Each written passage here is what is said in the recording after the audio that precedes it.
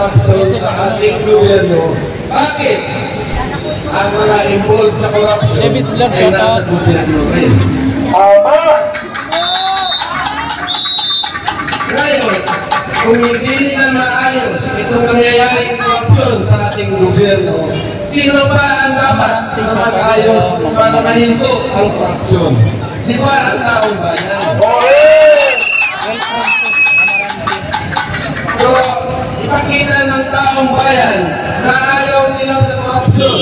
Kaya kailangan pag sinabing lumabas kayo at labanan natin ang korupsyon, sana ay marami rin ang lumabas at makihalo.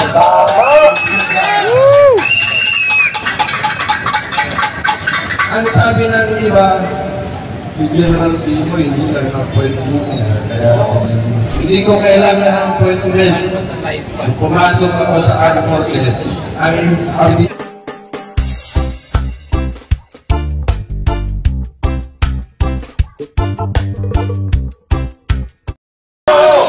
bayan ngayon ay lumalaban.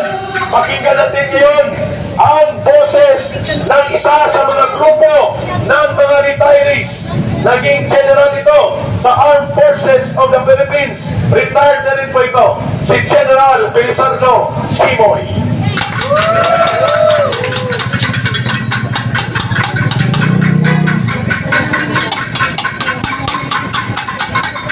Magandang gabi sa inyong lahat. Patiin ko yung mga vloggers. Pasensya na kayo. Maraming vloggers ang kumukulpa sa akin. Mas magaling pa siguro sila sa akin. Sana, yung mga vloggers na dito, pag-uwi ninyo, huwag kayong magbigay ng opinion na sa mga lumalaban para sa bayan. Sino ba yung mga lumalaban para sa bayan? Yung mga tunay na Pilipino. Dati rin akong bataang makabayan ng BRP. Kaya lang, sinabi ng tatay ko, if you want to change the government, try to join the government so that you can make the changes inside the government. Ngayon, 40 years na yung experience ko sa government, wala pa rin pagbabago. Simula ng high school ako, kabataan makabayan, nakipaglaban ako sa gobyerno. Gusto ko ngayon tumulong sa gobyerno. Pero, ano ang nangyayari? Mukha yata walang nangyayari sa bayan natin for more than 50 years. Ganon din ang ipinaglalaban ng Communist Party of the Philippines for 55 years. Hindi rin sila matatalo. Bakit? Ganon pa rin ang ginagawa ng gobyerno sa ating mga kababayan. Kaya nandyan pa rin ang Communist Party of the Philippines. Siguro, pag maayos ng gobyerno ang pamamalakad sa ating pamahalaan, ay mababawasan ng mga lumalaban sa gobyerno, particularly ng Communist Party of the Philippines. Hindi naman natin sila ininulay sa atin. Dahil sila ay kapwa natin Pilipino. Tama naman ang ibang pinaglalaban nila, maliban sa mga propaganda na sinusunod nila sa kanilang konstitusyon.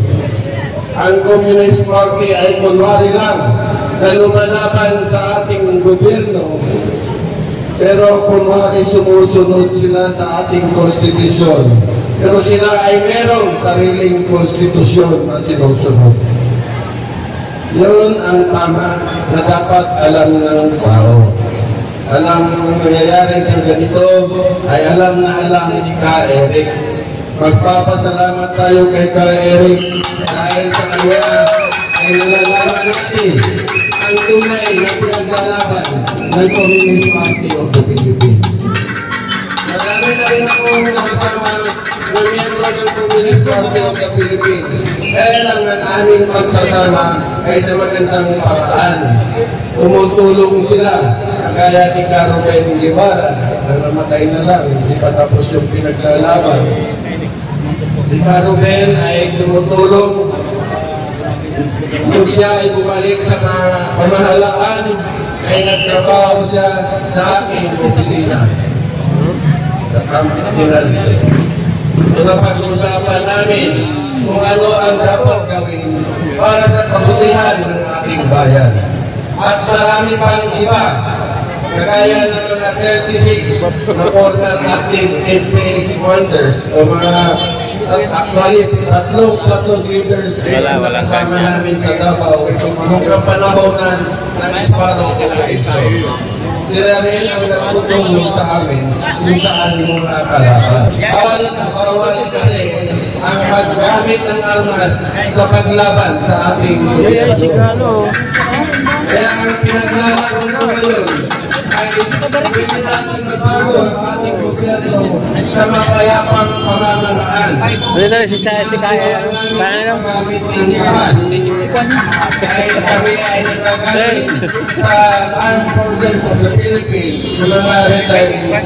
Pinagpapawal namin sa gumamit ng dahil dahil marami ang mga sibilyan na nagdadamay kung sakaling magkakaroon ng gera. Kaya nakaka-intindihin natin. Ngayon, sa mga nandito, alam ko na maraming nagsisipatya na mga alanganin na ginagawa ng ating gobyerno. Kaya lang, yung mga nagsisipatya ay nandun pa sa kanilang mga bahay. Dapat din silang lumabas. Nag-aalanganin sila na baka gumawa ng mga karahasan ang ating kapulisan. Dahil nakita nila kung ano ang ginawa ng AOJC. Mga may ng taon. Wala pa yung magkabahalan ng AOJC doon. So alam ko kung anong nangyayari na kabutihan sa Davao. So ang karahasan ay hindi na natin dapat nakahuli. Pero kung gusto naman ng iba ng tunay na karahasan, baka gusto nyo ang nangyari sa Indonesia, hindi lang ngayon. Dahil noong 1963, 1.3 million ang namatay na sibilyan doon sa Singapore bago nagising yung mga tao. Kaya ayaw natin na magkaroon ng karahasan. Dahil nakita natin sa ibang bansa na ang karahasan ay walang magandang pagtuturuan, lalo na pag ang mga biktima ay sibilyan. Ngayon, nakikita natin ang korupsyon. Saan ba nagsimula o kailan ba nagsimula ang korupsyon sa ating bayan? Bata pa ako, nakikita na natin yan. Nakikita na natin yan. Siguro yung mga nakapag-aaral na, alam nyo na yung ano yung korupsyon. Ang korupsyon ay sinasabi natin dahil sa kagawaan ng ating local government at ating national government. Hindi nila ginagawa ang tamang trabaho para sa ating mamamayan. Ano nga yung nakikita natin? Ano ba yun ang nakikita natin dito sa ating bayan? Ito ipinakita ng ating Senado at sa pagpasalamat tayo sa ngayon na nakikita natin kung paano ka laga ang korupsyon sa ating gobyerno. Pinakita ng Kongreso at ang Senado, salamat sa kanila, kung gaano kalala ang korupsyon sa ating gobyerno. Bakit? Ang mga involved sa korupsyon ay nasa gobyerno rin. Ngayon, kung hindi nila maayos itong nangyayaring korupsyon sa ating gobyerno, sino ba ang dapat na mag-ayos para mahinto ang korupsyon? Di ba ang taong bayan? So, ipakita ng taong bayan na ayaw nila sa korupsyon. Kaya kailangan pag sinabing lumabas kayo at labanan natin ang korupsyon, sana ay marami din ang lumabas at makihalo.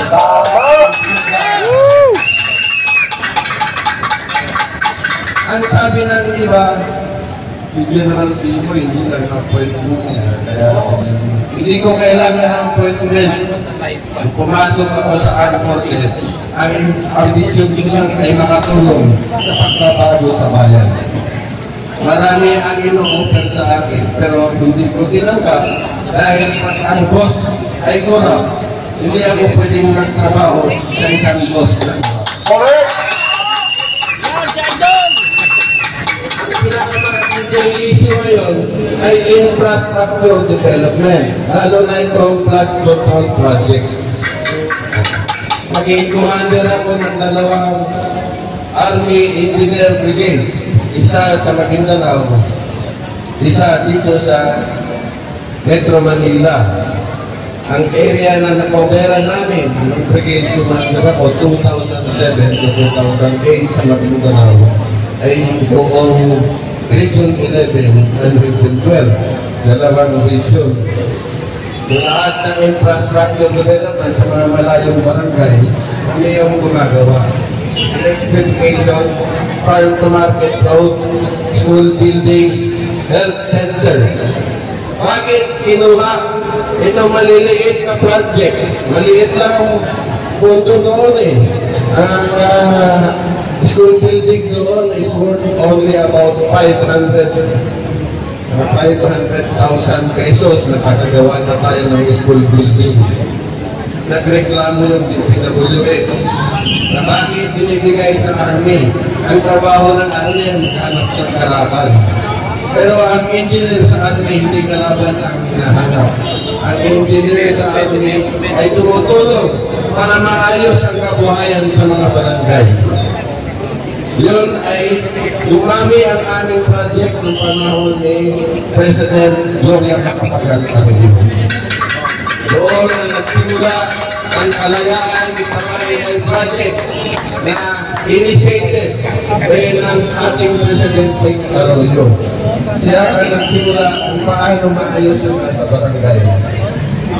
Lahat ng aming project sa Armed Forces ay nahinto dahil sa panahon ni Noynoy Aquino. Bakit?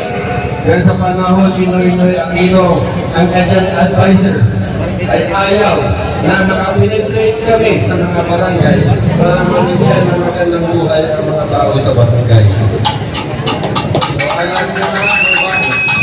Ang pangalawang dahilan, gusto ng DPWH na lahat ng construction, from the market road, school building na malalaki, ay ibigay na lang sa kanila dahil yun naman daw ang trabaho nila. Ang budget noon ng kabuhayan sa barangay project sa buong Pilipinas na binigay ng Office of the President is 2 billion pesos lang.